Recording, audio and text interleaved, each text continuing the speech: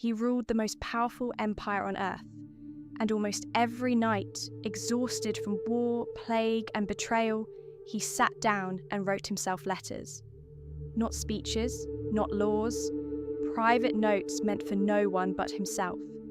He called it to himself. We call it meditations.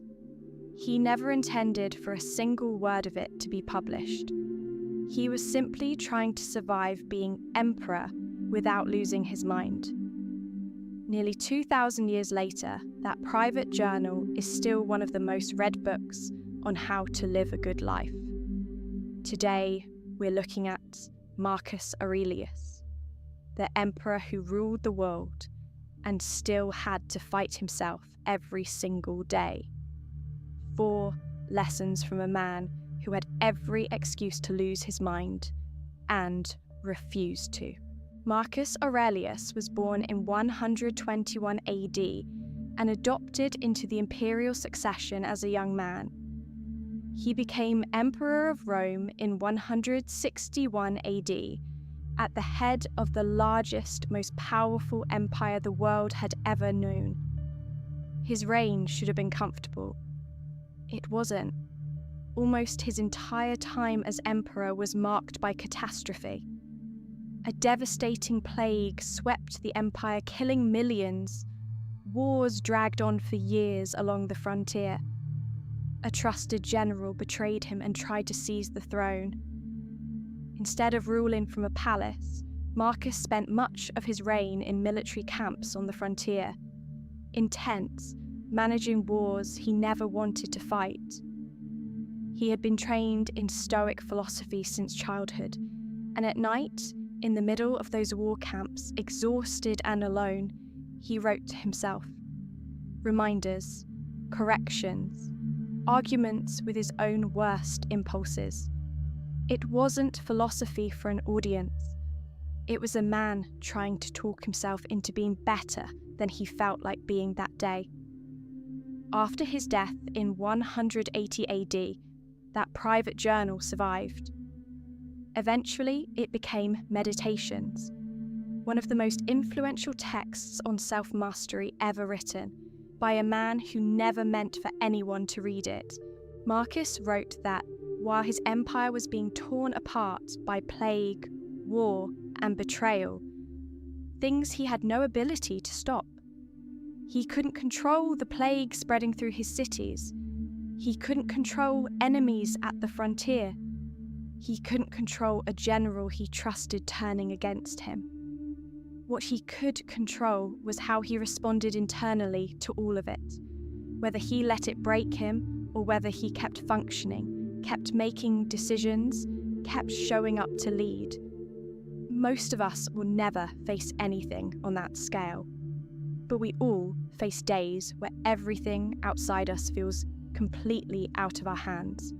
A diagnosis, a layoff, a relationship ending. Marcus's answer wasn't to pretend those things don't hurt.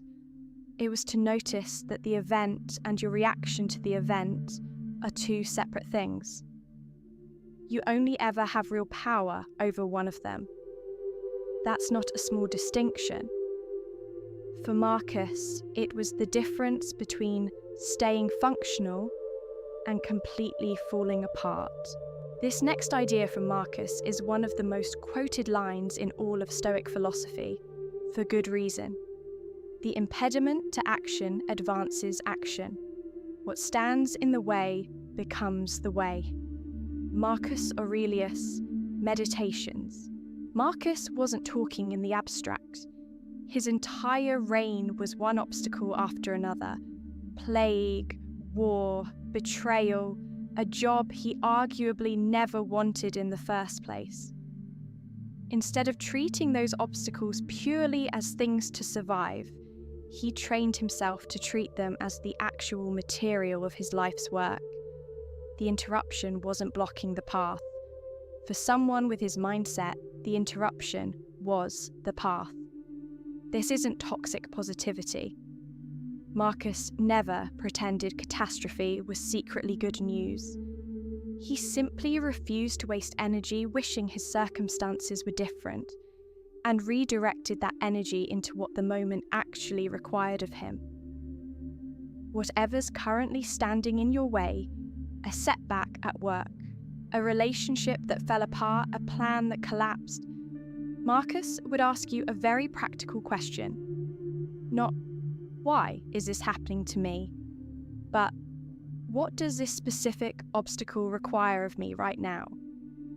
Answer that question enough times, and the obstacle stops being separate from your progress. It becomes the actual shape of it. Marcus had access to the best philosophers, tutors, and thinkers in the entire Roman Empire. He could have spent his whole life in comfortable debate about the nature of virtue. He had no patience for that. Waste no more time arguing about what a good man should be. Be one. Marcus Aurelius, Meditations. That's a direct shot at his own tendency, and, frankly, a very human tendency, to intellectualize instead of act. It's much easier to have an opinion about goodness than to actually practice it under pressure. Marcus wrote this reminder to himself specifically because he needed it. Being emperor gave him endless opportunities to justify shortcuts, to rationalize compromises, to talk himself into being less than his own standards required. This applies just as much outside of ancient Rome. It's easy to have strong opinions about what kind, disciplined, honest people do. It's much harder to actually be kind, disciplined, and honest in the specific moment it costs you something. Marcus's answer was blunt, and it still holds up. Less debating, more being. Marcus returned to one theme throughout Meditations more than almost any other. How short life actually is, and how easily we forget it. You could leave life right now. Let that determine what you do and say and think. Marcus Aurelius, Meditations. This isn't meant to be morbid. For Marcus, it was the opposite, a tool for clarity. Surrounded by plague and war, death wasn't an abstract concept to him. It was a near, constant presence. Rather than letting that reality crush him, he used it as a filter. If this could be one of my last days, is this really how I want to spend it? Is this argument really worth having? Is this grudge really worth carrying? Most of us live as though we have unlimited time, and it makes us careless with the time we actually have. Marcus's reminder to himself was a way of staying honest about that. Not fear of death, just clarity about life. Marcus Aurelius died in 180 AD, on campaign, still working, still writing to himself, right up until the end. He never wanted his private notes published. He wasn't writing for us.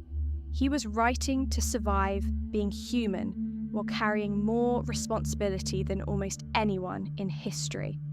And that's exactly why it's endured for nearly 2,000 years. It wasn't written to impress anyone. It was written to be true. 4 lessons. You control your mind, not outside events. The obstacle becomes the way.